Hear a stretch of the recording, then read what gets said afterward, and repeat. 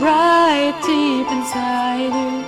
When will you ever let it shine from within and cast all of your fears aside? You'll see the light until that day comes. Hello and welcome back to Kingdom Reviews. I'm your host, Future Keybearer. Today we're going to be taking a look at some fun facts about Kingdom Hearts 2. Most of the trivia I have for today involves stuff that was cut from the game, but let's start off with some stuff that actually made it in. The Assault Rider Heartless was actually created for the first game, but never got implemented because it didn't seem to fit aesthetically to any world in the game. But it does fit pretty well into Land of Dragons. Hell, it kinda looks like if Mulan's horse Khan was a centaur. Supposedly we can thank KH2 for the bump in popularity that Tron got that eventually led to Tron Legacy, and pretty much everything that evolved from that. While Square Enix does work very closely with Disney to ensure they're handling the characters correctly, that's pretty much the extent of their influence over the games. While they do make suggestions for what to put in, they don't really have much sway in what gets featured. That is, except for Chicken Little, who was put in the game to promote the movie, which incidentally came out in Japan the day after KH2's Japanese release. Maybe that's why he's the first summon in the game, to increase the odds of people actually seeing him if they're playing the game day one. Another interesting summon choice was Stitch. He was included due to his overwhelming popularity, especially in Japan. Seriously, in Japan, the only Disney character more popular than Stitch is Mickey Mouse himself. And seeing how much Japanese media Stitch has, that does not surprise me. Moving on to cut content, but still on the topic of summons, in KH2 Final Mix, the developers were considering adding Woody and Buzz to the game as a summon. You can even find the unfinished models for the two in the PS2 version's code.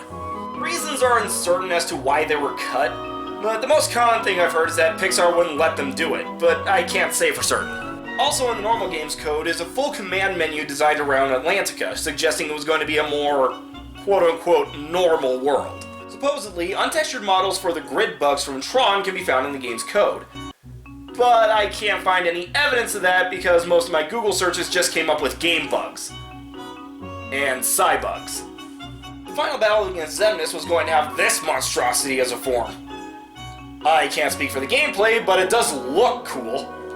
There were quite a few things featured in the 2005 E3 trailer that never made it into the game. One of which was this scene of Donald and Goofy waking up from their pods.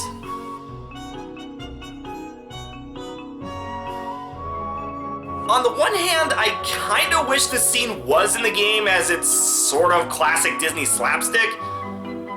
But on the other hand, the game as is paced better. Also, Wyvern and Behemoth Heartless were apparently gonna be in the Battle of 1,000 Heartless. And honestly, I wish they were! Supposing they'd only be slightly more difficult to take out as the rest of the Heartless, it would have both added to the spectacle as well as the visceral feeling of mowing down enemies. Though I do imagine it was hard enough for the game engine to render all the Heartless that they did use. And for our final fun fact, here's something for all you pervs out there. Just before entering the door to the final battle, you can position the camera in such a way that you can see Kairi's panties, which I am not gonna show you because I don't want to get demonetized. And honestly, I'm just kinda surprised this happened at all.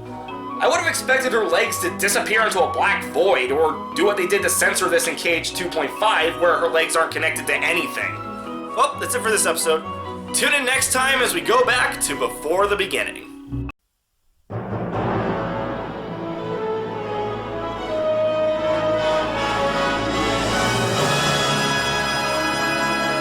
Thank you.